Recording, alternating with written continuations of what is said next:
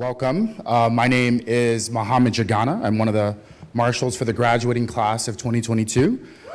And on behalf of the class marshals, I would like to welcome you to the first installment of the 2022 Last Lecture Series.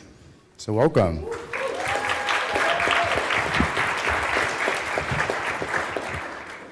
The Last Lecture Series presents an opportunity for select faculty members to provide guidance and to impart final words of wisdom on the graduating class.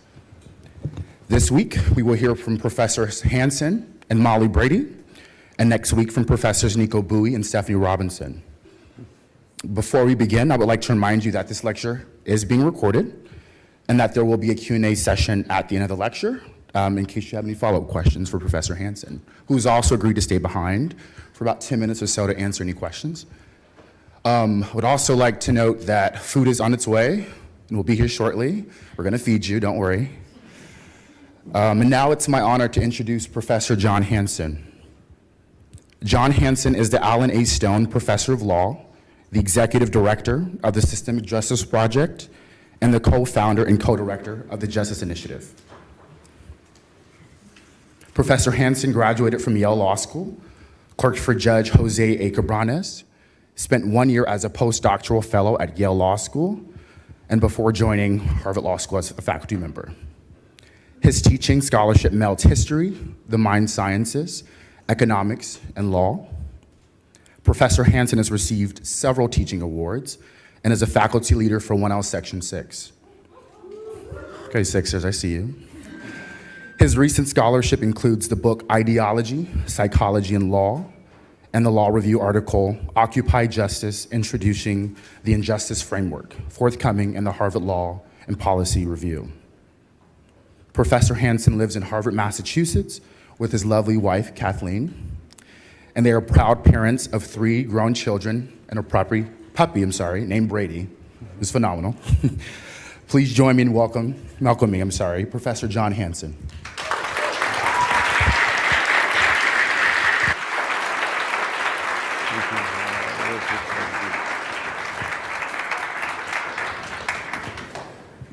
Thank you all very much. You can hear me okay? Really, really nice to be here. For my first last lecture and your first last lecture, a couple things. I want to thank Mohammed for organizing this and for his lovely introduction and for being just such a great spirit here these last couple years when I've gotten to know and work with you.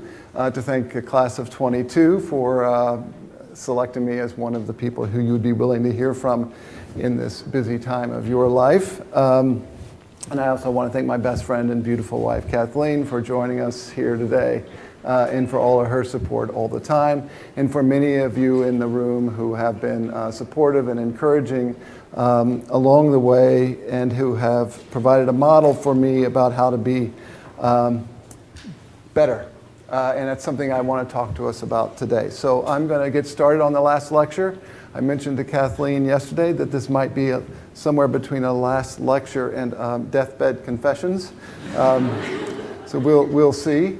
I'm confronted with the question, not what is your last lecture, but what would be my last lecture if I were giving the final one to my students or children. What would I want to be saying to them? It's based on the Randy Pausch last lecture when he was diagnosed with pancreatic cancer at Carnegie Mellon. He gave a beautiful lecture, and his was entitled Really Achieving Your Childhood Dreams, and I thought I would take that as a bit of a starting point. What I want to talk about is recommitting to your childhood dreams of justice. And not saying that you've necessarily given up on them, but I am going to assume something about you which I understand to be a general phenomenon among graduating law students across the country. And I'm going to speak to that person today. So if I want to talk about dreams of justice, the first place I would start is your childhood dreams. In my opinion, children sort of get justice, and they have more clarity on those things than many of us adults do. I know that Kathleen and I became vegetarians because our then 7-year-old convinced us that we shouldn't be eating fish if they're the same fish that we saw at the aquarium, same in type, not necessarily the same identical ones, and it led to a longer discussion, which eventually led us to give up meet, which we did in 2000. And I feel like ultimately, though I pushed against it, she was right. And she didn't give up.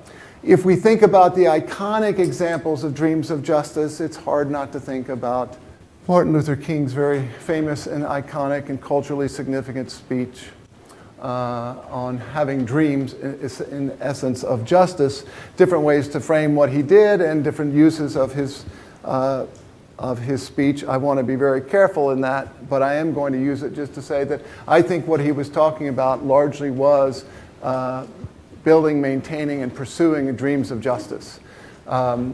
He talked about that America has defaulted on its promissory note insofar as her citizens of color are concerned, as a way of highlighting a profound injustice that was very salient at the time. Much of this should sound familiar to us today. But that they are there in the March on Washington in large part because they refuse to believe that the Bank of Justice is bankrupt. They're calling upon that promissory note, and they expect that to be paid. And it's time to be paid now after a long delay, and the urgency of now in demanding justice is part of what he was talking about in this pursuit of dreams of justice. As he concluded his beautiful speech, he said, "We will not be satisfied until justice rolls down like waters and righteousness like a mighty stream." By 1968, say 5 years later, King seemed a little less optimistic and was worried about the way in which the movement was unfolding. He spoke to his good friend Harry Belafonte, who recounted the conversation. He said, "I remember the last time we were together shortly before King was murdered. He seemed quite agitated and preoccupied, and I asked him what the problem was. And according to Belafonte, King replied, 'I've come upon something that disturbs me deeply. We have fought hard and long for integration, but I've come to believe that we are integrating into a burning house. The push for integration is not even close if the house itself is burning. That if the structures, the deeper structures are faulty or flawed or falling, it doesn't do a lot of good for us to fight to get in there. Until,' he wrote, 'the underclass is given justice, we will continue to perpetuate the anger and violence that tears the soul of this nation.'" This is consistent not just with his arguments about the importance of economic justice, and not simply racial justice, but the intersection of the two, but also the idea that it's not enough to help somebody or to have good intentions. You have to remake structures and systems. Please feel free to come up, even though I'm meandering up here. There's plenty of seats. I'm honored that you'd be here, and you should be comfortable for that price.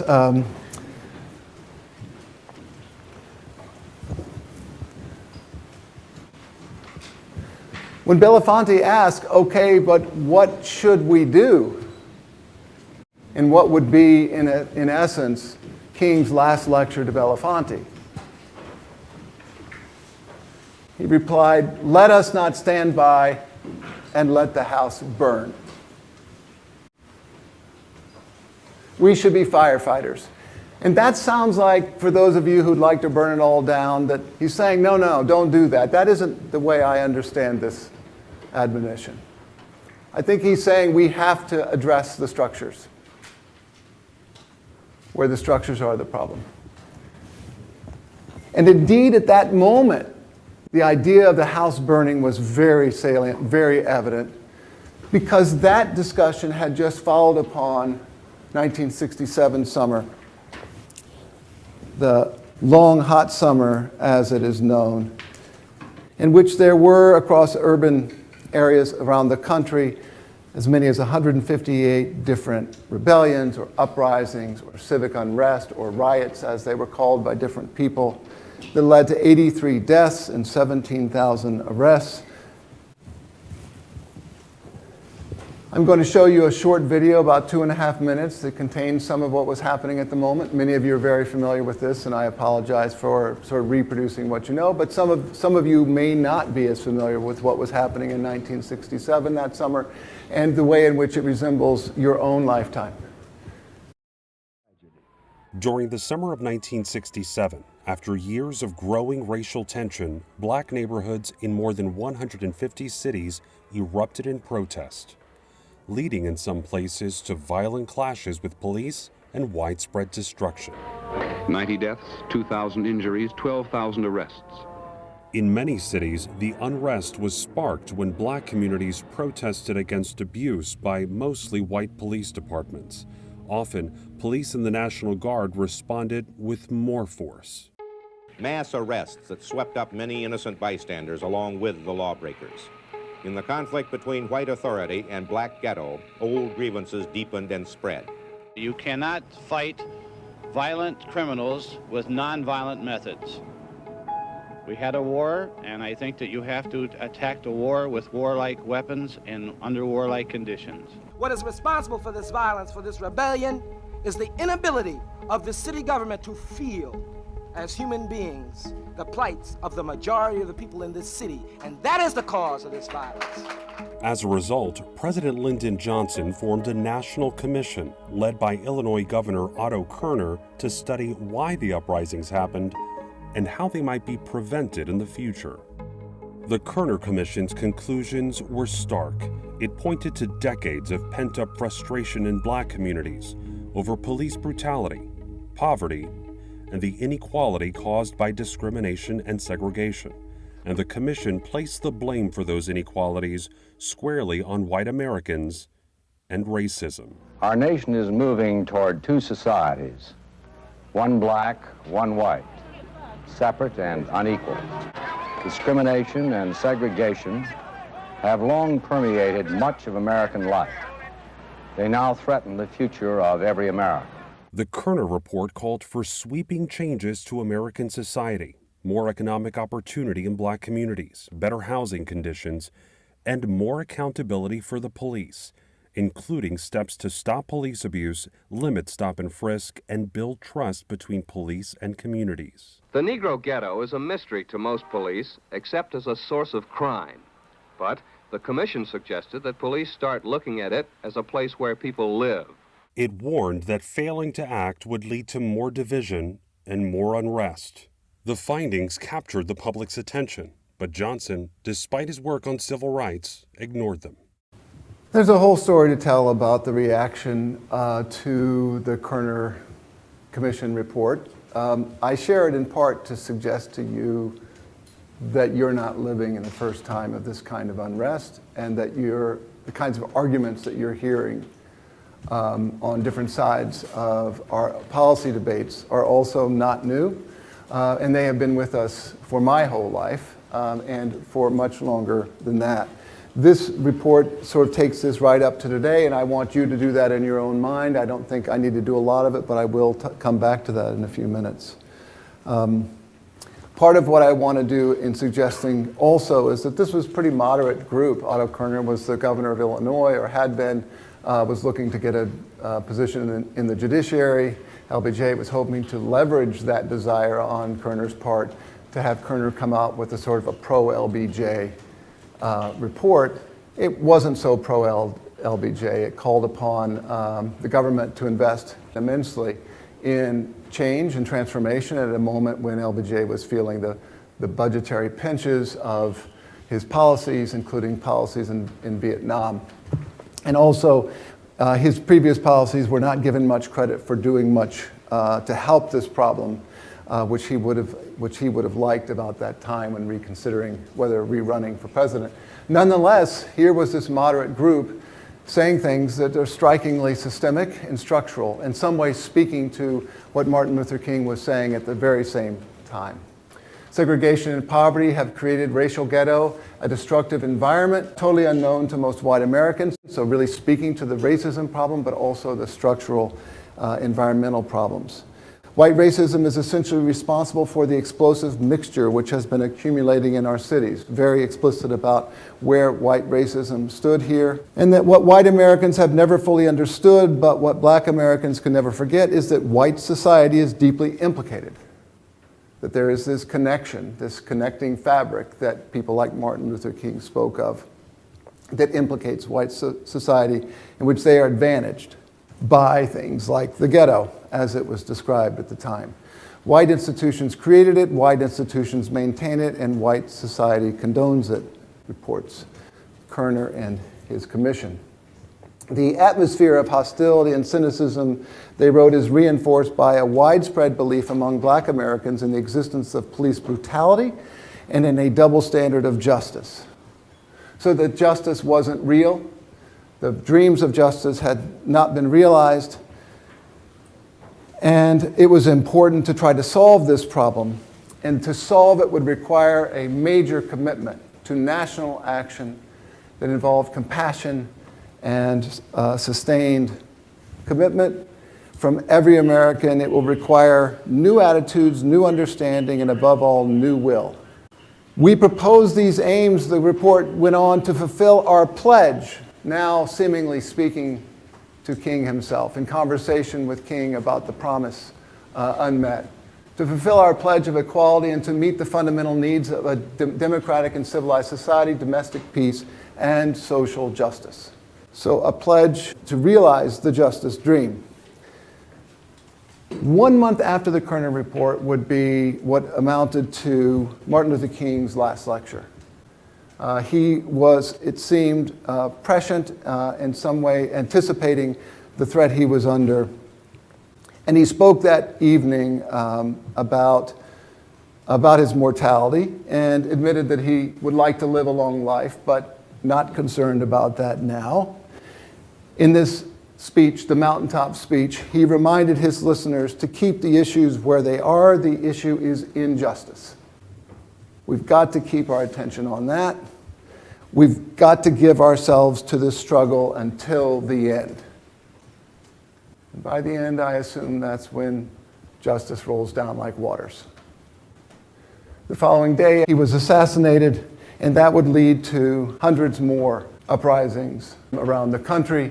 And it is in large part, though not solely, because of this collection of unfolding events in 1967 and 1968, and similar ones actually happening around the globe. The 1968 was seen by everyone, and still is, as a major pivot point in history. A turning point. It's the year that transformed the nation, the year that America unraveled, it changed America forever, the year that shattered America. It shaped a generation. It's a year to remember. It rocked Washington. Heck, it rocked the world. And in part because of that pivot point, when we look back, the Kerner report serves as a kind of high point. A high point of systemic, structural, justice-based thinking on the part of conventional governmental actors. As Stephen Gillen writes, the Kerner report represented the last gasp of 1960s liberalism, the last full-throated declaration that the federal government should play a leading role in solving deeply embedded problems such as racism and poverty. And that's when the dream began to fade. To borrow a word from Langston Hughes, that's when the dream was again deferred.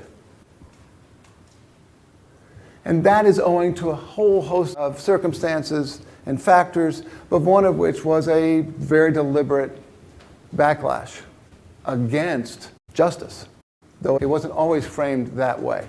And those of you who know the history, and I'm sure by this point most of you do, you know the role of different laws and policies and institutions in shaping that. Some of the ones that come to mind, including changes in criminal legal policy, such as the war on drugs, police empowerment. It was in response, in part, to the Kerner report that police were able to justify unionization and therefore gain more power, and also flip the script about law and order, the Southern strategy, and on and on. What gets less attention, and perhaps it got less attention with you, is the role of changing power dynamics, and in particular, the empowerment of corporations and corporate interests, which is an interest of mine that I think is really, really important. Those of you in my corporations class have heard enough of this, but you're stuck with it. This happened in part because changing narratives that would follow 1968. And in the early 1970s, late 60s and early 70s, you see a transformation of legal theorizing. in response to this important moment. And among the key actors are some of the most influential jurists and legal scholars of their generation. Lewis Powell, Richard Posner, both Harvard Law grads, and Robert Bork are three key actors in this. And then there's a host of Nobel Memorial Prize winning economists who also contributed to this shifting narrative in their own and important ways. And as they did so, they pushed our attention from issues of justice. They collectively engaged in three tactics, or at least that's how I'm going to summarize it. These were not strangers, these men, and many of them in their autobiographies or based on biographies were really concerned and upset by the late 1960s and the egalitarian trends of that time period.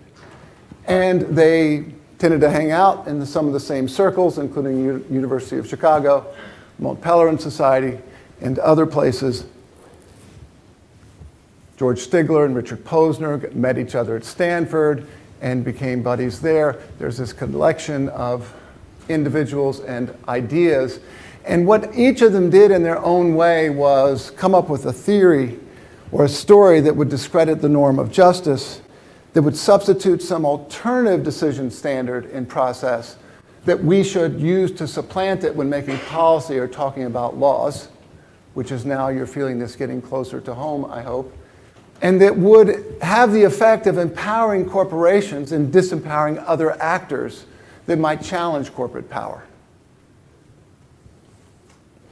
I won't take you through this in any detail, but just to give you a sample of it, when Friedrich von Hayek was writing in the late 1960s and ultimately publishing his first of three books in this trilogy in 1973, he wrote of justice as an empty formula, a mirage, and as meaningless. He urged his readers and explained to them, you've got to let justice go. You've got to suppress the feeling that certain differences of the world are unjust.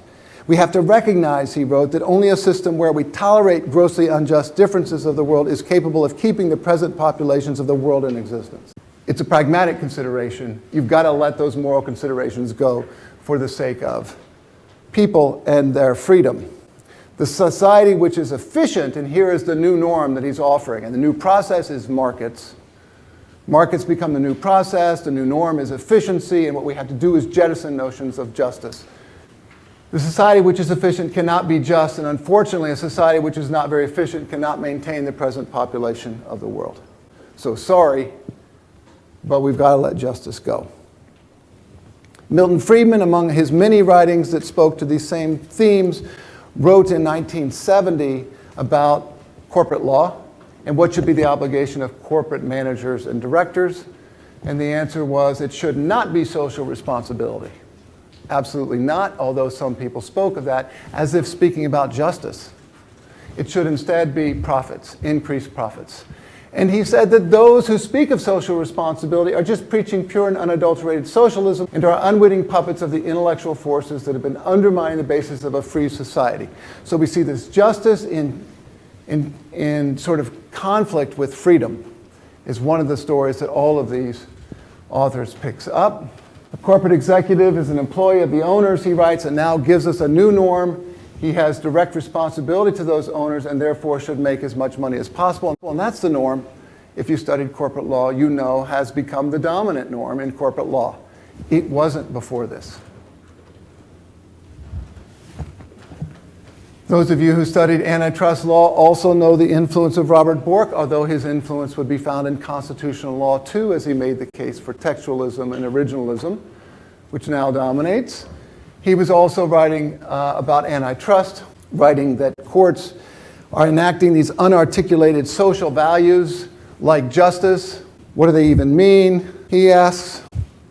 What we need to do is focus on consumer welfare, and that means focusing on efficiency, which means turning it over to markets and measuring market actors not by their size. Let's not be so focused on their size. Let's ask if they're successful. In fact, size might be an indicator of success. The bigger you are, obviously, the better you are, is the presumption that he asks us to accept, and that becomes the norm in antitrust law around the same time period. And that doing otherwise, as the court had been doing, is moving away from the ideal of liberty and from rewarding according to merit towards some idea of equality of outcome and reward according to status. Give that and those notions up. Lewis Powell, at this same moment, is drafting the Powell Memorandum, which says to major corporate actors and potential corporate benefactors, hey, let's come together. Let's come together and work together to influence key institutions like the media, like universities, and law schools, and the judiciary. He wrote this for the Chamber of Commerce. It became hugely influential. He wrote in that memo, the overriding first need is for businessmen to recognize that the ultimate issue may be survival of free enterprise and all that this means for the strength and prosperity of America and freedom of our people. So again, we're hearing that same kind of story, and we have to come together. We have to have consistency of action, joint effort, and united action in national organizations. In other words, as we look at these stories, all of them are saying, we who are advantaged in our system need to stop responding to those who are empowering themselves by coming together and pointing out the injustices and calling upon us to achieve justice, to change our systems. We need to mobilize in the same way. We need to come together and we need to fight for our interests. And to do that, we're going to throw out conceptions of justice or social responsibility. And we're going to accept a notion of freedom behind ideas of markets and aversion for regulation. And that collection of ideas becomes dominant, and each one of those stories helps empower corporations. And in doing so, allows them to better capture other institutions. Milton Friedman.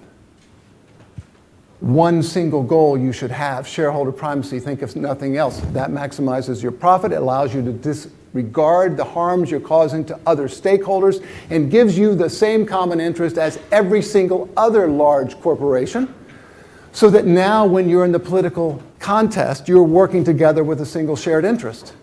Extremely powerful. Bork says, I can do you one better. I can bring a lot of those corporations into a single corporation and allow mergers within industries where we would otherwise be worried about the power that would manifest through them from those large industries on labor, on the community, on the environment, on politicians. Put that aside, if it's bigger, it's better. Powell says, I can go one higher. Take what we've got, however big it is, however wealthy and powerful it is, let's come together and understand we have shared interests. At the same time, there was non-corporate disempowerment. George Stigler wrote about corporations' influence over regulation, more or less reproducing the argument I just made. I'm just giving you Stigler. But what Stigler did with his argument is say, we have to worry about corporate capture, and the way we do that is deregulate, which is a striking policy conclusion to reach when the problem is corporate actors have disproportionate power to influence other institutions because they have a shared, common, large, significant interest and a lot of wealth to spend on it. In that sense, I say he captured the notion of capture. Richard Posner, in 1973, he published his first edition of Economic Analysis of Law. I don't need to tell you what that did, but it's the same basic story. We need a different standard. Common law is and ought to be efficient as measured by willingness to pay. Who does that advantage? Those with the greatest ability to pay, typically. And this becomes the theory that would help undermine the common law as a potential regulatory institution. It's the foundation of things like tort reform. It becomes the intellectual basis of the tort reform movement, for example. And these theories together, by individualizing other stakeholders, except for corporations, which have just come together and powered together through these different stories, makes of everyone else individuals who are competing with each other, divides them and asks them and forces them to compete and calls that freedom, and tells us to put aside our concerns of justice. And they told stories that each in their own way hid history and erased the inequalities or the power asymmetries of the parties, the larger context, the distribution, The systems, the structures, the institutions, the biases, the group-based dynamics of power and injustice that were operating, all of those disappear. We're talking about two people deciding whether to contract or not. What's willingness to pay? What's willingness to accept? Nothing else matters. That's what markets give us.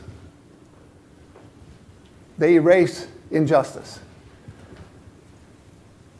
And in process, they empower and unite the haves and disempower and disunite the have-nots. I didn't say my last lecture was going to be happy. This is what I think has happened to our system. 50 years later, we enter your world, the world where, again, I don't need to tell you about the situation.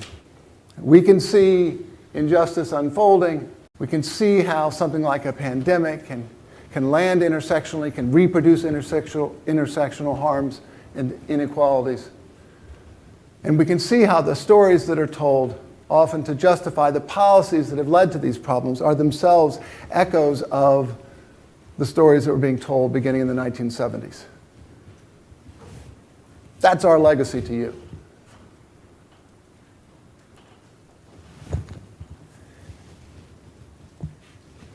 Very clear that the house is still burning. And among the structures and institutions that are contributing to that, law is Exhibit A,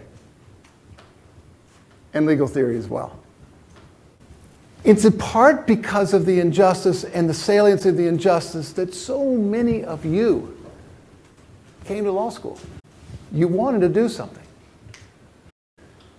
You had a justice dream. And you came with dreams of justice. And you thought that the law might be a place that might provide that justice, might be a source of your achieving justice. And that's in part because there was in law a promise of justice. It's there in legal education too. In the basic story that is typically understood or often projected to the world about what law and legal education are, is it looks something like this. You take justice-oriented students, like many of you, and they go to law school. Because if you like justice, you think law would be the place to pursue it, so you come to law school. We're going to teach you what to do, and we teach you what to do, and we send you out into the legal profession. You become the personnel of the legal profession. The higher you go according to legal profession standards, the more likely you are to show up on the law school websites. The legal profession then shapes through the ideas and narratives that we have taught you here, law and policy itself in the institutions. You're the personnel that then create the laws and policies and then help facilitate the norms and systems that are operating. And all of that ultimately leads to justice. That's the end point. This is the justice dream realized according to the traditional story.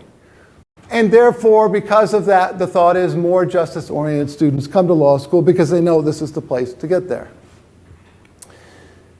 The problem with that story is it's not true. And it's worse than that. Law school and legal education generally is engaged in what I think can fairly be described as a bait and switch, a kind of fraud. And it works kind of like any bait and switch. The traditional definition of unlawful bait and switch applies to insincere offers to sell one item in order to induce the buyer to purchase another.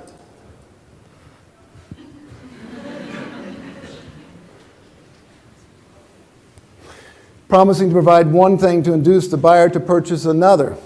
Promising to provide justice to induce others to accept unjust but legal outcomes. Might be the way you would frame this bait and switch. Let me provide some more of that story.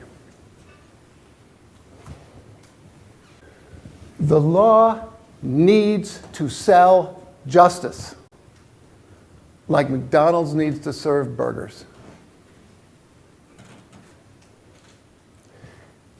The legitimacy of the legal system depends upon it being perceived as just. And when, say, the founders were setting up this system, they fully understood that. Both there had been lots of writing and thinking about how you need to have a legitimate system to justify state power, on one hand. And think about it, these founders had just witnessed and participated in a revolution throwing off a government on the ground that it was in Jefferson's terms, a tyrant, an unjust tyrant.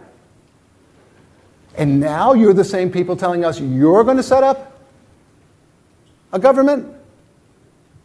You better have a good reason.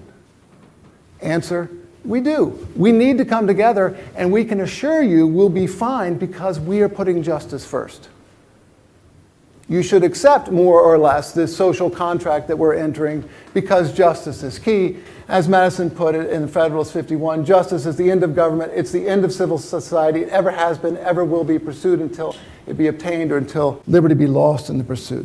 The preamble, we the people of the United States in order to form a more perfect union and establish justice, etc. Those who would push back and call upon the law and the system to be true to its values would also point to justice. Frederick Douglass, where justice is denied and any one class is made to feel that society is an organized conspiracy to oppress, neither persons nor property will be safe.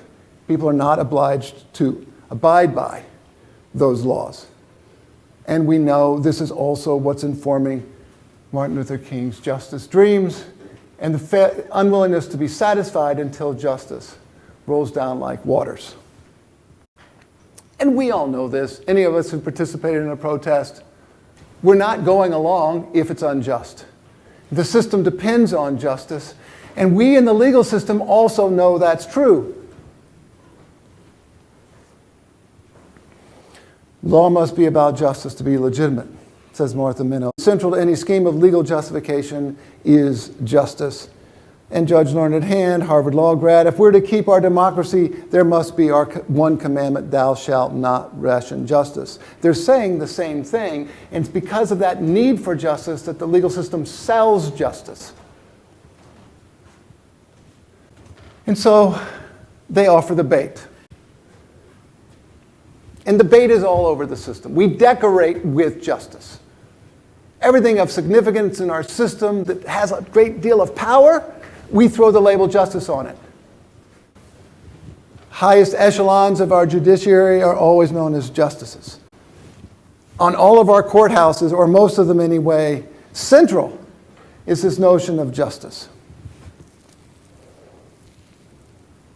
Here, if you go to Boston, the Moakley Courthouse, you know well the various inscriptions around in granite that are more or less pushing this notion that this building is devoted to justice. You can go to the Suffolk County Courthouse, and over their door is also the same story. Law schools, same story. As Robin West put it, justice is carved into buildings on legal campuses as the end, and justice is, of course, widely held on commencement, law day, and Constitution Day speeches as point of the legal enterprise. This is not technically a commencement speech, in my opinion, just so this is not.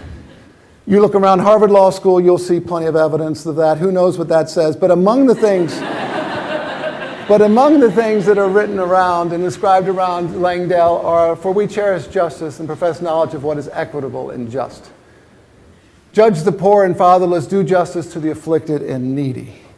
The mission of Harvard Law School is to educate leaders who contribute to the advancement of justice. And of course, the new seal says it very clearly. Harvard Law School stands for truth, law, and justice. Harvard's not alone. This is not a critique of Harvard. This is legal education generally, of which Harvard is a key example. But you can do the ABCs of law school. So you go to Albany Law School. What's their mission? Our students develop a deep commitment to justice and ethical values. Barry University for your B, a quality legal education that leads to informed action and a commitment to social justice. You want to see Cleveland Marshall College of Law, learn law, live justice. People see that. McDonald's has hamburgers. Legal system has justice. And so we take the bait. Young people hoping to advance justice attend law school, often taking huge debt and competing with others to get a position here. And yet those commentators and social scientists who have looked will also say that's exactly true. So many of you come to Harvard Law School or to law school generally in pursuit of justice. Duncan Kennedy said it in 1983. Robert Granfield, a sociologist who did a study at Harvard Law School, that took several years, explained both the statistical data and in-depth interview data provide strong evidence that large numbers of students attended for altruistic reasons. The ABA report in 1994 said the concern for social justice and service to humanity was the most important of all the reasons given. Sam Moyne in 2018 wrote about students hoping to advance or even incarnate certain ideals of political and social justice. And then if you look at your own answers to surveys I run for purposes of teaching, not for purposes of this typically, you'll see that I came to law school and I want to work on solving pressing problems. 90% agree. 98% agree that you hope your experience, this is your first day of law school, you're filling this out. Education will help you better understand the causes of major problems. And in value statements, I ask students to fill out in the first day of class, you hear the justice dreams.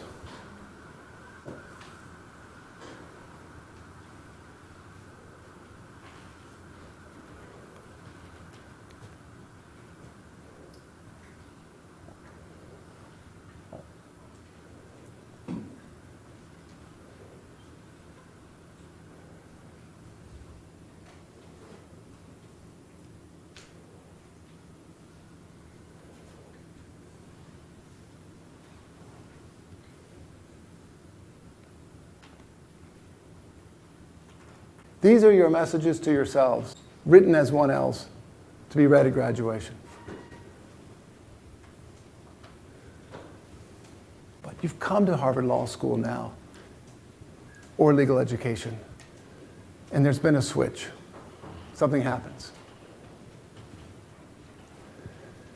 This too has been commented on immensely. All you have to do is do a little Westlaw searching and you will find author after author who captures this essence. Angela Harris, justice is the reason why many of my students have come to law school, but justice is not what the law provides. Elizabeth Mertz, an anthropologist who studied this very issue, talks about law school teaching an implicit lesson that questions of justice are peripheral to the central business of law. We don't say that over our doors. The Carnegie report in 2007 says issues such as the social needs or matters of justice involved in cases do get attention in some case dialogue classrooms, absolutely, but these issues are almost always treated as addenda. In their all-consuming first year, students are told to set aside their desire for justice. That thing that brought you, that justice dream, set it aside.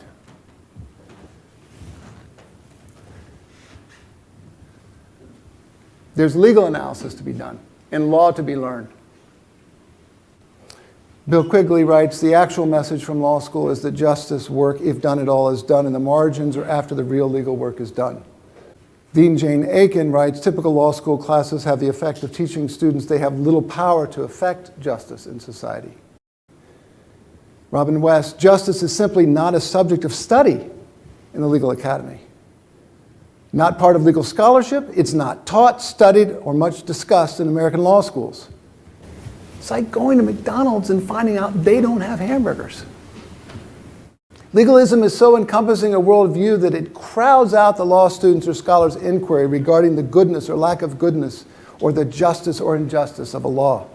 It crowds out worries over whether an entire swath of law or an entire legal system is just or unjust. It crowds out the question, is the house burning? That question we don't talk about in law school. It's about laws and legalism and rules. Justice is out of bounds. When you listen to the people who are doing some of the more impressive work and sort of changing narratives and having us rethink our legal system and how it operates, they will tell you, these are lawyers who will tell you, it's not because of law school, it's despite law school. Law school is a place, says Michelle Alexander, where you learn the rules of the game and how to play it, but it isn't a place where people think deeply about justice. Brian Stevenson, the courses seemed esoteric and disconnected from the race and poverty issues that had motivated me to consider the law in the first place. Most recently, Derricka Purnell, in her book, Becoming Abolitionist, describes her experience at orientation when justice is still on the table, the dean welcoming the class by saying that Harvard was not simply a law school but a justice school. but then describing her own disappointment when she discovered that she didn't find any justice in the hundreds of pages that she read each night for class, nor was it any part of any lectures that she attended. On top of that, when you go to ask, can I get a hamburger? They're like, what are you thinking? That's silly. This place is not for justice. Angela Harris describes how disoriented, unsure of ourselves a few of us felt, that something was profoundly missing in our education, that we couldn't articulate what it was.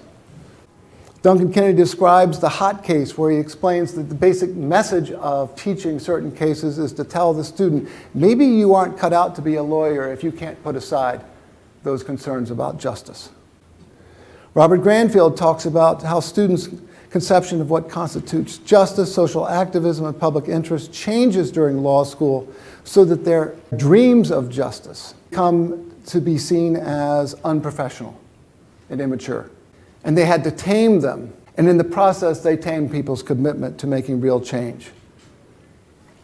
Developing a professional identity, he writes, meant defining non-legal views of justice and social activism as naive and immature.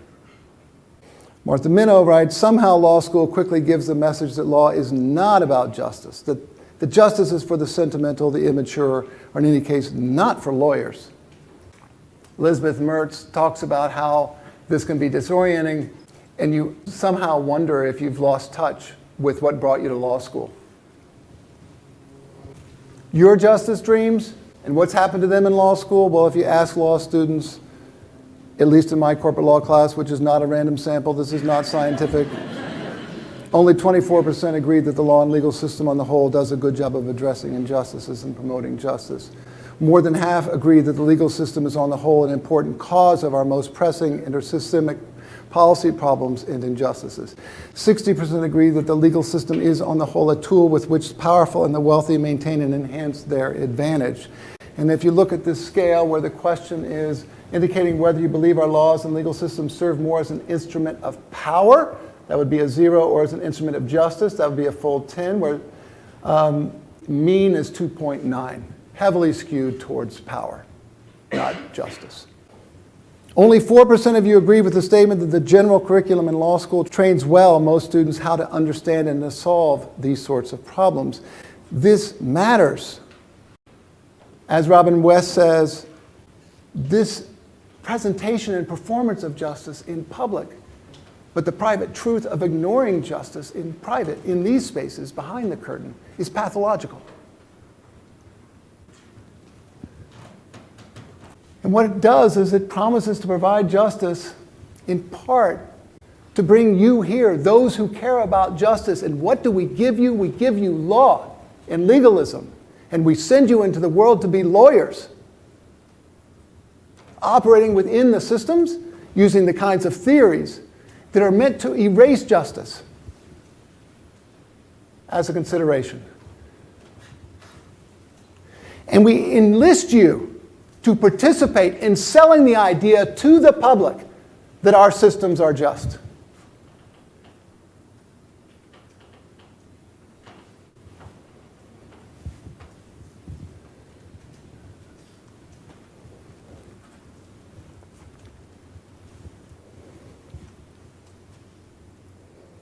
We are all simultaneously victims of the bait and switch and perpetuators of it. And even if it's not true of you individually, as Bill Quigley says, a shamefully large part of our profession, in fact, consists of the opposite of justice, exploitation of the weak by the strong.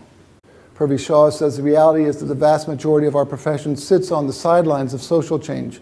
Only 3% of Americans, 1.3 million lawyers, work on issues of justice and poverty. This shouldn't be okay. It's normalized, it's the way it is, it happens generation after generation, but it shouldn't be okay. I'm not going to go into the details of the fact that there are those who have a stake in maintaining this to facilitate the promotion of those ideas and institutions as a consequence. So if you want to know what wisdom I tried to impart in the world, if I knew this was my last chance, I think that's it. I think you should recommit to your childhood dreams of justice. Think you were right when you got here. And if you feel gaslighted, if you feel like you're not doing what you'd hoped to do, if you felt disoriented, if you felt like justice can't be achieved, that's because you entered a situation that taught you that. But you were right.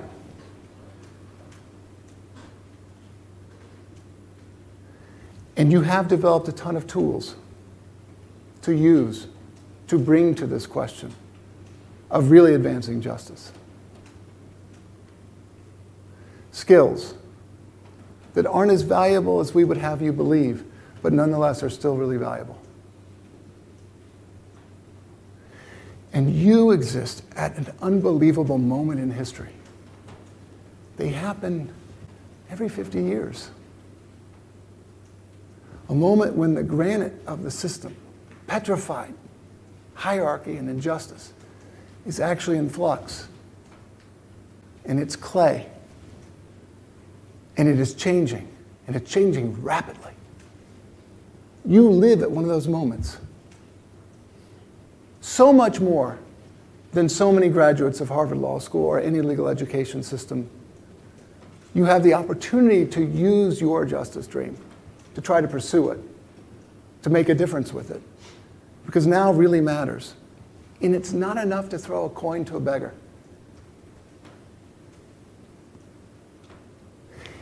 Integration is not enough. Diversity is not enough. The house is on fire. Now. Thank you very much.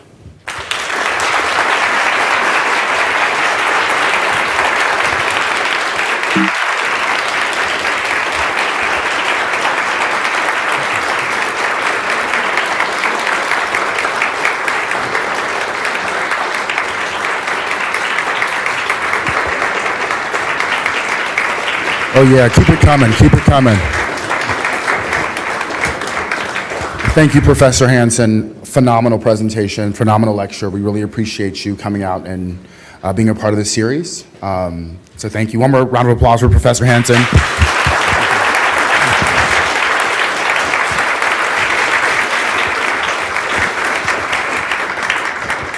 So we have a couple of more minutes. We wanted to give time for, if you're still willing, to answer a couple of questions. I know that some of you may have class coming up. There are drinks in the back. Food's still on its way, so I apologize. There was an issue and delay with the vendor. In the meantime, Professor Hanson is available to answer a couple of questions. Sounds like bait and switch to me.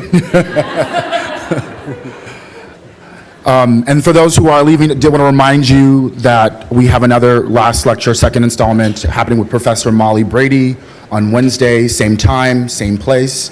We will make sure food is on time. But in the meantime, I'll leave it to you all to ask any questions. Hi, Professor. Thank you very much for a great lecture. I think my question builds on some of the points you touched, but I have a younger brother, for example, who's already interested in law school, despite us way ahead of him. And I'm wondering, based on where you stand, do you think the better way to engage with him and other new generations that are coming into this space to say there's other ways to pursue justice substantively aside from law school, or motivate them to come into law school knowing that this bait and switch exists and they need to come in to change the status quo? Because I think I'm also struggling with that point. Thank you. Sure. First of all, I'd love to talk to your brother. So have him, feel free to have him call. I'd be honored. And I'm sure other people would be as well. I think knowing what you're entering is helpful. It's always helpful to be girded against it. And also, I think finding like-minded people is really key. The same way that Powell was saying we should all come together, the same way that Friedman said we should recognize our common interest and act on that. I think that's one way in which students can build power and also maintain their own commitments. Because it's situational pressure, circumstantial pressure that does a lot of this, and it's hard to name. It is disorienting, it is gaslighting. So having that as a core is key, and I think taking some of those same messages to practice. I think the world needs justice-centered lawyers terribly, but they need justice-centered lawyers who are focused on power dynamics and thinking about where is power being built in ways that are helping the disadvantaged? And how can I serve those efforts rather than how can I solve the problem, which is better than say, how can I ignore the problem, but not as good as saying we need to actually go back to building power and build power from the perspective of the people who are at the brunt of the legal system, who feel it most intensely. And I also think recognizing and calling out power in the way it is shaped and produced through law and how it advantages some is also really important. So when I teach corporate law, I'm trying to expose that problem because I don't think otherwise we're teaching it, and I think we underestimate how significant that is. That's really important. I think it's also key that we think about how we participate in these moments of opportunity. CRT has been under attack for the last year and a half. Before then, it was largely ignored. Neither of those are acceptable. Where CRT is essentially trying to pick up the dream and to show how the injustice is built in and baked into law and legal system. And where we can exist in a system where we're allowing that to happen, rather than saying how can we come together and push back, these are opportunities to be learning the praxis of promoting and pushing justice. Studying justice, studying injustice, thinking about how, what was going on in 1960s that made it such a moment that was in many ways like this, fraught, full of potential, but also where there was danger lurking, right? Where there was violence always in the, if not right there, just around the edge. Understanding those dynamics and how it happens, those are things you can study, and if you can do it in law school and then take the tools of lawyering to assist in that sort of struggle, as King called it, an endless struggle, it's beautiful. And there's beautiful relationships that can be built, and there's a beautiful sense of what you're doing with your life energy and your soul and your limited time on the planet. It's a beautiful thing. But it's also really hard. Anush?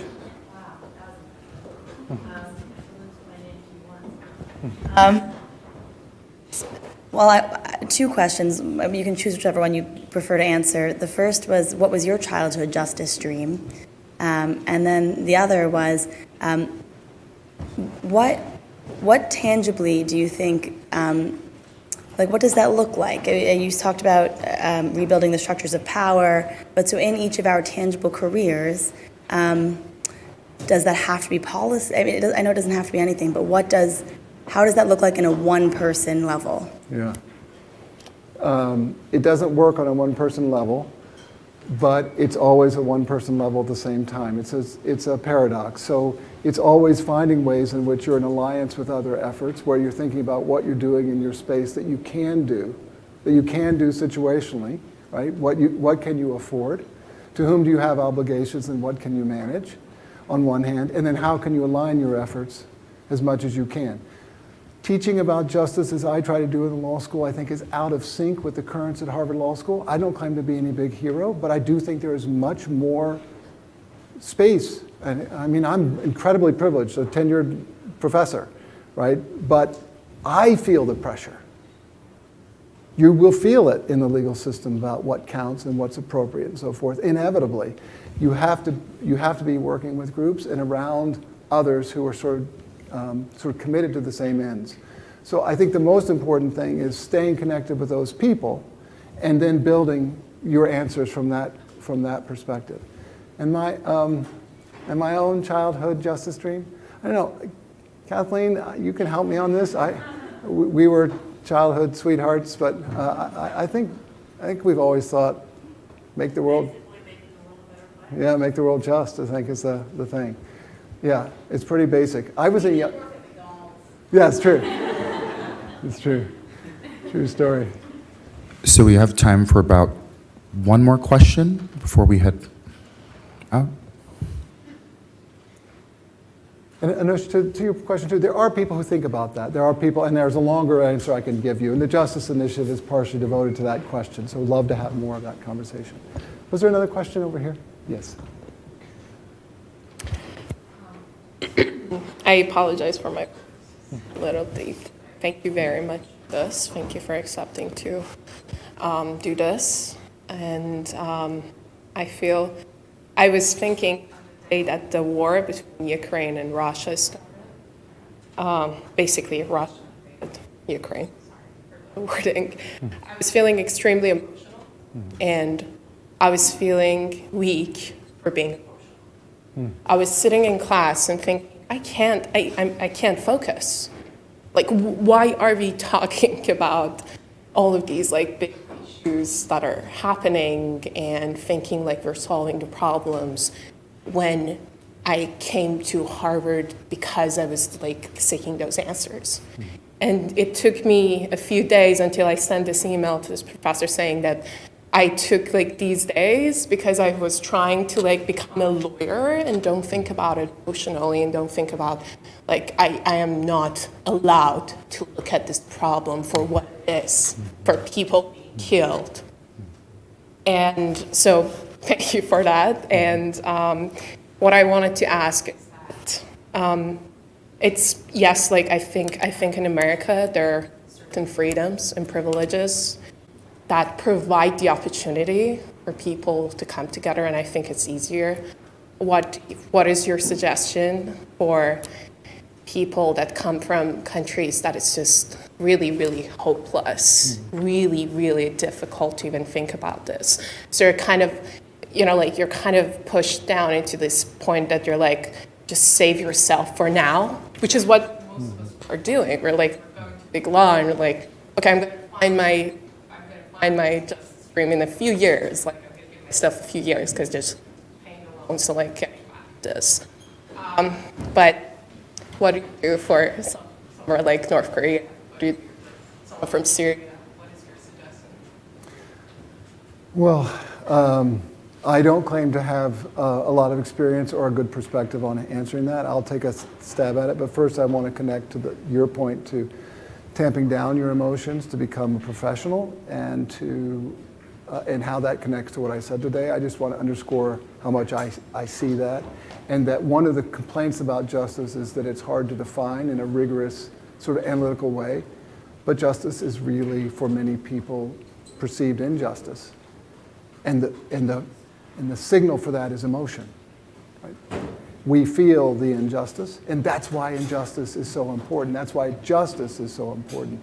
Not because it fits into a cost-benefit analysis the way, say, a BPL test in law and economics might, but because it touches us at our core and moves us profoundly and turns out to eclipse and be far more important in many ways. Not to say that there isn't a material basis for those feelings. To the challenge of maintaining a sense of hope when you yourself are really living to fight for another day, when you feel daunted by what you can and can't do. Honestly, I think it's in those places that things like meditation or prayer or reading biographies of people and spending space in a way connecting with others, or reading about other situations that are really bad and staying connected with those. Brian Stevenson talks about this notion of proximity, sort of somehow maintaining some proximity, but also without necessarily taking on the trauma that sometimes involves real proximity because you can't manage it. So that is a balancing test. There's a place where I might like a balancing test. But I have more thoughts, but I fear that none of them are going to be really wonderful, but I'd love to chat more about this. So thank you very much.